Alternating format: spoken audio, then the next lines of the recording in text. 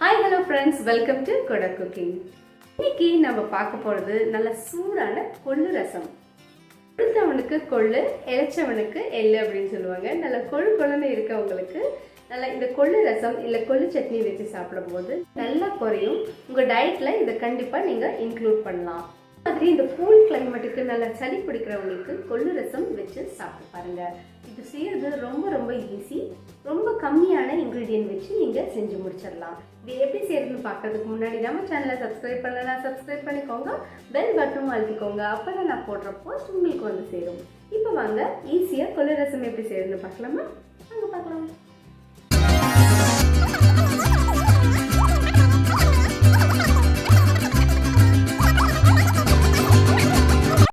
இன்றைக்கி நான் கொள்ளு ரசம் செய்கிறதுக்கு ஒரு 100 கிராம் கொள்ளு எடுத்திருக்கேன். நீங்கள் டீ குடிக்கிற டம்ளரில் ஒரு சின்ன டம்ளர் எடுத்துக்கோங்க போதும். ஒரு பவுலில் கொள்ளு சேர்த்துட்டு நல்லா க்ளீன் பண்ணி எடுத்துக்கோங்க. அதில் ஏதாவது அழுக்கு எல்லாம் இருந்துச்சு அப்படின்னா உங்களுக்கு எல்லாமே எடுத்துகிட்டு வந்துடும். அதுக்கப்புறம் ஒரு குக்கர் எடுத்துகிட்டு இந்த கொள்ளை சேர்த்துக்கோங்க. இந்த கொள்ளை நம்ம வேக வச்சு எடுக்க போகிறோம். கொள்ளு சேர்த்ததுக்கப்புறம் இது கூடவே 2 டம்ளர் தண்ணி சேர்த்துக்கோங்க. நம்ம எந்த அளவு எடுக்கிறோமோ அதே அளவில் 2 டம்ளர் தண்ணி நீங்கள் சேர்த்துக்கிட்டா போதும். இது கூடவே 2 பழுத்த தக்காளி கூடவே சேர்த்துக்கோங்க. கட் பண்ணி போடணுன்னு அவசியம் இல்லை, அப்படி முழுசாகவே சேர்த்துட்டு குக்கரை க்ளோஸ் பண்ணிவிட்டு 5லேருந்து 6 விசில் விட்டு எடுத்துக்கோங்க. மீடியம் ஃப்ளேமில் வச்சுட்டு 5லேருந்து 6 விசில் விட்டு எடுத்துக்கலாம். விசில் ரிலீஸ் ஆனதுக்கப்புறம் பாருங்கள், கொள்ளு வந்துட்டு நல்லா வெந்துருச்சா அப்படின்னு நம்ம செக் பண்ணிக்கலாம். தக்காளியை வெளியில் எடுத்து நம்ம வச்சுக்கலாம். தக்காளி அப்படியே எடுத்துகிட்டு நீங்கள் ஒரு பவுலில் ட்ரான்ஸ்ஃபர் பண்ணி எடுத்து வச்சுக்கோங்க. இப்போ கொள்ளு வெந்துருச்சா அப்படிங்கன்னு எப்படி செக் பண்ணுறது அப்படின்னா, கொஞ்சமாக கையில் எடுத்துகிட்டு நீங்கள் நசுக்கி பாருங்கள். அது நல்லா சாஃப்டாக வெந்திருக்கும். நம்ம 5லேருந்து 6 விசில் நல்லா விட்டுட்டோம், அதனால் கொள்ளு வந்துட்டு நல்லா சாஃப்டாக வெந்திருக்கும். தோல்லாம் அப்படியே கண்டுட்டு வருது. இந்த பதத்தில் நீங்கள் எடுத்துக்கலாம். இந்த கொள்ளு ரசத்துக்கு பெரிய நெல்லிக்காய் சைஸ் புளி எடுத்துகிட்டு தண்ணி ஊற்றி நல்லா ஊற வச்சுருங்க. அதே சமயத்தில் நம்ம தக்காளியை பவுலில் போட்டிருந்தோம், அந்த தக்காளியும் அப்படியே கையை வச்சு கரைச்சி விட்டுருங்க இது மாதிரி. இப்போ இந்த தக்காளி கூடவே நம்ம கரைச்சி வச்ச புளியும் இது கூட சேர்த்துக்கலாம். தேவையான மஞ்சத்தூள் சேர்த்துக்கோங்க. தேவையான கல்லுப்பையும் இது கூடவே சேர்த்துக்கோங்க.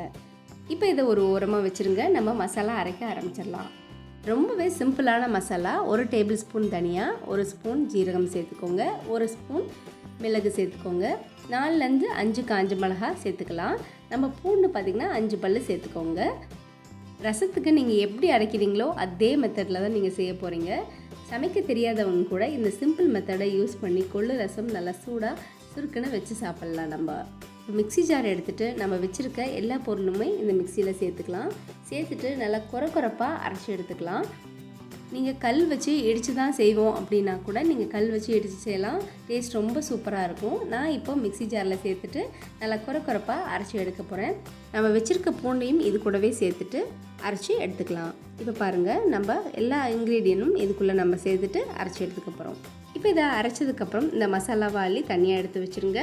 இப்போ இந்த கொள்ளு நம்ம வேக வச்ச தண்ணியை மட்டும் நம்ம ஒரு பவுலில் ஃபில்ட்ரு பண்ணிவிட்டு இந்த கொள்ளை நம்ம மிக்ஸி ஜாரில் சேர்த்துட்டு அரைச்சி எடுக்க போகிறோம். தண்ணியை நல்லா ஃபில்ட்ரு பண்ணிடுங்க, அப்போ தான் கொள்ளு நல்லா அரைப்படும். இப்போ மிக்ஸி ஜாரில் நம்ம கொள்ளை மட்டும் சேர்த்துட்டு அரைச்சி எடுக்க போகிறோம். இதையும் பார்த்தீங்கன்னா கொஞ்சம் குறப்பாகவே நீங்கள் அரைச்சி எடுத்துக்கலாம். ரொம்ப நைஸாக அரைக்கணுங்கிற அவசியம் இல்லை. இப்போ கொள்ளு ரசம் செய்கிறதுக்கு ஒரு கடாயில் 1 டேபிள் ஸ்பூன் எண்ணெய் விட்டுக்கோங்க. 1/2 ஸ்பூன் கடுகு, 2 காஞ்ச மிளகாய் கிள்ளி சேர்த்துக்கோங்க. கூடவே இது கூடவே 1/2 ஸ்பூன் பெருங்காயமும் தூவிக்கோங்க. ஃப்ரெஷ்ஷான கருவேப்பிலை கூடவே சேர்த்துட்டு நம்ம கரைச்சி வச்சுருக்க புளியும் தக்காளியும் இது கூட சேர்த்துக்கலாம். நம்ம தக்காளியும் புளியும் இது கூட நம்ம சேர்த்துக்கலாம். தக்காளி புளியோட பச்சை வாசனை போகணும், அதனால தக்காளியும் புளியும் நல்லா கொதித்து வந்ததுக்கப்புறம் தான் நம்ம கொள்ளு சேர்க்க போகிறோம். இது பாருங்கள், நல்லா இப்போ கொதித்து வந்துருச்சு. இந்த சமயத்தில் நம்ம அரைச்சி வச்ச கொள்ளு அது கூடவே அந்த தண்ணியும் சேர்த்துக்கோங்க. கொள்ளு சேர்த்ததுக்கப்புறம் கடைசியாக நம்ம மசாலா சேர்க்க போகிறோம். நம்ம மிக்சியில் அரைச்ச பூண்டு, ஜீரகம், மிளகு இதெல்லாம் சேர்த்து அரைச்சோம் இல்லையா, அந்த மசாலாவை சேர்த்துக்கோங்க. கூடவே கல்லுப்பு நம்ம புளி தக்காளி கூடவே சேர்த்துருக்கோம், அதனால இந்த சமயத்தில் நம்ம சேர்க்கல. உங்களுக்கு வேணும்னா அதுக்கு தகுந்த மாதிரி அட்ஜஸ்ட் பண்ணி சேர்த்துக்கோங்க. கடைசியாக ஃப்ரெஷ்ஷான கொத்தமல்லி தூவி நல்லா சுட சுட கொள்ளு ரசம் காரசாரமாக தயாராகிடுச்சு.